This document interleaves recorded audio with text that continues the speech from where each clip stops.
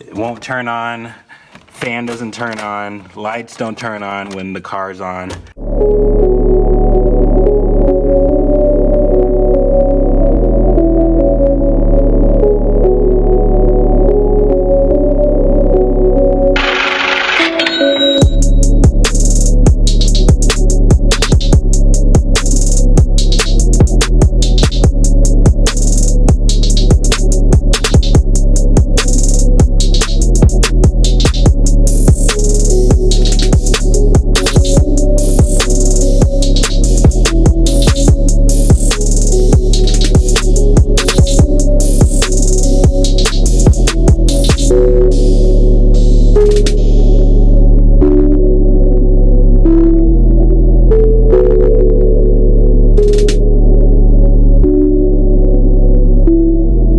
What's up, guys? I just finished going live on Instagram, and if you guys don't know already, I have an Instagram which I do go live on pretty often, just to let you guys know what's going on. Even before I upload to YouTube, my Instagram is Boosted Black Guy.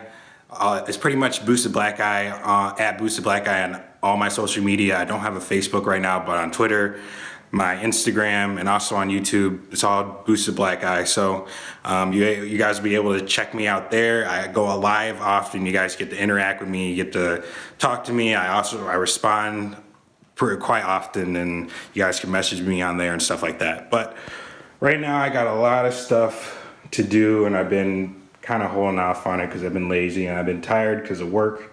But I'm gonna go ahead and try to get some stuff done. So I got a few issues going on aside from the part that you guys just saw that my car ran in the last video. It was a 30-second clip because I wasn't recording at the time. I was just troubleshooting with my boy John, which he got the car running for me, thank God, because I was gonna give up. But so I have to splice this ground. I have to actually solder this. This is already put together. I just have to solder it together and wrap it up. It's just going to the ground. I ran a whole new ground from my battery all the way up to my trans because I was having voltage issues with the voltage dropping when I was starting the car. So we ran the ground all the way up to the transmission. I have this eBay distributor. The O'Reilly's one that I ordered did not work at all because it was pinned wrong, and I thought it was good. So that was stopping my car from running. So we slapped the eBay one on and fired right up. So what I did is ordered AutoZone one. I'm gonna try that out, see if it works. If not, obviously it's a lifetime warranty. I can either return it or get another one. But I also contacted someone on Facebook, and they said that they have an OEM one, OBD2. So I might go out there and pick that up. He said he only wanted 30 bucks for it. So I might go pick that up just to have it, to see if maybe OEM one might work better for me. So that's that. What else I have to do? I have to figure out why my radiator fan will not turn on, even when we like override it in the Honda and try to just make it run by itself. It won't turn on. So I got to figure that out. The fan does work. We hot wired it and it does work. It's just not. It's not the relay. Either the relay's bad or something. I don't know. But I have to figure out why that's not working. And oh, another thing that's not working is my center console in my car isn't working anymore, and I have no idea why. It won't turn on, fan doesn't turn on, lights don't turn on when the car's on, and I can't even check if my coolant's bled because I want to see if heat's coming in my car now, but I can't because it won't turn on. So that's another thing I gotta figure out. I have to put my seat back in my car because my seat's out because I was running wires. That's pretty much it. Besides, mainly the electrical issues are going to be really the time-consuming part. Besides putting on the distributor and kind of wrapping stuff up, I want to get this car tuned. My tuner is going to be back in town on the 11th. Today is the 5th, so I don't know if I'm going to get actually tuned on the 11th, but I want to get it tuned in that kind of time period, so I got to get this stuff done. So got a lot of stuff to do, so we're gonna go ahead and start off by soldering this wire and wrapping that up, taking the distributor off, putting the new one on, And then we'll figure out the electrical issues like the fan and the center console and why those aren't working. Oh yeah, and lastly, what I want to do is I want to cut this stuff and actually run it to my catch can like it's supposed to be. I marked where it should be cut at, like right in the middle of these tape right here. I might just wrap it a little bit more because if I cut it, I don't want it to fray. So I have to run it to the catch can over here and get that all plumbed up. So that's one more thing I gotta do. All right guys, so I just got finished up running, or actually hiding my hot ECU behind where it's supposed to be. So I cut out a little thing right here. My stuff doesn't really snap back into place anymore. Number one, because it's broken, and number two, it's just so crammed back. There's a harness and a whole bunch of wires back there. So what I did is cut a hole so I won't have to get back there just to plug in my USB, and I just ran my USB to my glove compartment. So goodness, should stay back there and actually touch it. So it'll just stay like that. So all you got to do is get it out of the glove compartment, and it's already hooked up to the S300, and I zip tied the wires all together so they run straight all the way to where they need to go, and they're not just like stray cables just laying everywhere. So they're all wrapped tight together and they look good. So that's what I just did while I was waiting for my solder iron to heat up. So this is mine, but so we're gonna go ahead and solder that connection now. It's right there. Solder that together, make sure that's all put together properly before we solder and get to soldering.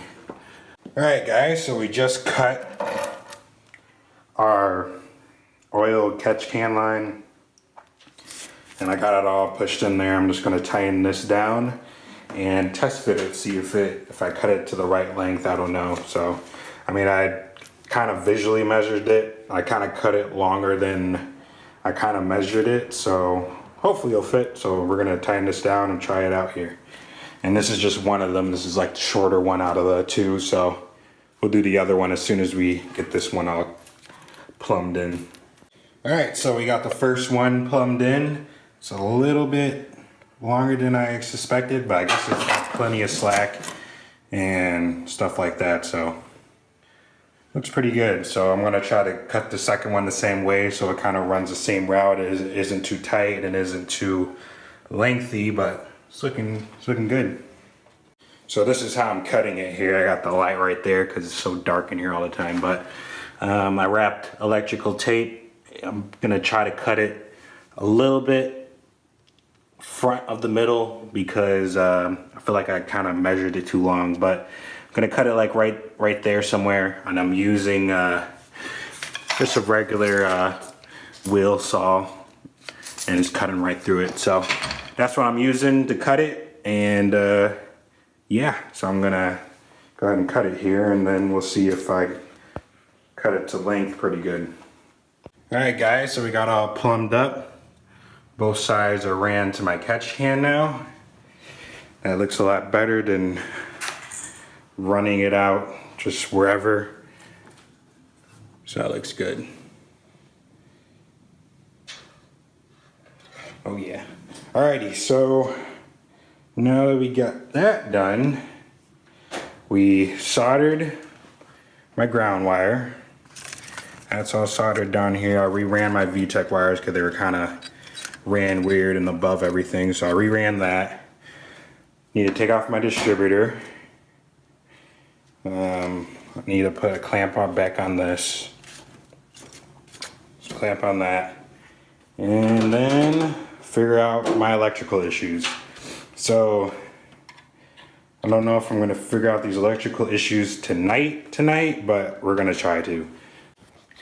All right, so it turns out the distributor was actually the wrong part. It was some other, probably a D series or something, or maybe a cord or some other type of distributor. Number one, the legs on it were not in the right position, and it looked kind of small when I took it out of the packaging. So that didn't work out, so I'm gonna end up returning it. I couldn't return it tonight. I actually tried. I guess it's kind of late for AutoZone to kind of return stuff, because when I pay for it, they have to return it in cash, blah, blah, blah, blah, blah. But I'm gonna return that, and I'm probably gonna pick up the used one from the guy out in Chicago, so I'll probably coordinate with him tomorrow sometime. So we'll get that all settled and sorted another time. So for right now, I put the eBay one back in. I'm just gonna leave it there for right now so nothing gets in there. And I'm gonna do some research on why my fan wouldn't be working and my center console. I'm gonna do some research on that. I'm not gonna actually like execute anything tonight. I'm just gonna try to figure out what's going on. So what I'm gonna do tonight, just to end off the night, is I did an oil change on the car. It ran for the first time, just like I previously said in the last video on my channel. I showed the car running for like 30 seconds because that was just on a Snapchat. So I wasn't recording that day, unfortunately, because I was just trying to get stuff figured out on the car. But it turned on. This is the oil that came out of the car. This is actually brand new oil. Like, I literally just put it in before we started running the car, and you already can see how kind of dark it is already. But there was a little bit of metal shavings on it. This is actually oil that's been sitting probably for 2 days because I didn't record anything after I got it done, but metal shavings might have settled at the bottom of the pan, but there was some in there when I first checked it out, and that's to be expected, of course, but looks pretty clean for the most part. So I'm gonna go ahead, take the oil filter off. I might even cut it open if I can, just to look on the inside of it, see if there's any metal in between the fins of the filter. And we're gonna put a new filter on, we're gonna put some more oil in it, and then we're just gonna have that be in there. So we'll have some oil in the engine ready to go. Alright guys, so before I take the fuel filter out, I was under the car and I was cleaning up some leftover coolant that was left when we were trying to burp the coolant in the car before. And I realized, number one, my God, these got like incinerated as soon as like the car turned on, and how much heat. I got these like locking, Loctite, like vibrating, they have silicone on the inside of them, so, or some type of plastic that stops it from vibrating so much so it doesn't vibrate loose. So I got those, and most of them, all three of these held. That one, the one to the bottom right, and the one to the back right, but the one to the back left was super loose, so I had to tighten that. I just tightened that one up, and yeah, so now I'm gonna go ahead and take off the oil filter. So yeah, I was just inspecting the car and realized that. So yeah, now I'm gonna get back to taking that oil filter off. All right, so we opened up the filter and I got a good look inside of it. There really wasn't anything crazy in there, maybe like a little bit of like debris, but mostly it was just oil and kind of me cutting the filter a little bit trying to open it. So yeah, that's that. I'm gonna clean this oil up a little bit and put the new filter on and pour some more oil in, and then probably call it a night. All right, so pour the oil back in, new oil filter's on. I think I'm gonna end it right here for tonight. Hold on, there's some oil right there I wanna clean up. But what I'm pretty much going to do is I'm probably going to hit up the guy that messaged me before about the OEM OBD2A distributor that he has. Try to meet up with him tomorrow possibly so I can pick that up, try that one out, see if that one's good. Still gonna be researching on why my center console doesn't work anymore. If you guys have any recommendations, or this issue has happened to you before, feel free to comment below and let me know what I should try out. I have checked the fuses under the dash, and I also checked the fuses in my under the hood fuse box. I don't know if maybe I'm missing a relay in there or something. I know I have these two relays right here. I don't know if there's supposed to be maybe two right here, but this is the same way I had it before I took this engine out and put this new one in. So nothing has changed in the fuse box. It's literally the same fuses, and my fan worked before. So it's kind of odd that it's not working now. So if you guys have any comments or recommendations on that, feel free to let me know. So that's pretty much it. I'll let you guys know what's going on further with the build from there. You guys could also follow me on Instagram. Once again, at Boosted Black Eye to get more faster updates and be able to interact with me. Don't forget to use my Skunk 2 promo code, which is BBG10. You'll get 10% off your entire order on the Skunk 2 webpage. It's down in the description below as always. So you can just click on that, use my promo code, and you'll get 10% off your entire Skunk 2 order. So that's pretty much it. I want to thank you guys for tuning in once again and welcome me back, because I've been off YouTube for so long and I've been trying to catch back up and kind of get back in the groove. So I want to thank you guys again. Once again, it's Boosted Black Eye and I'm out. Peace.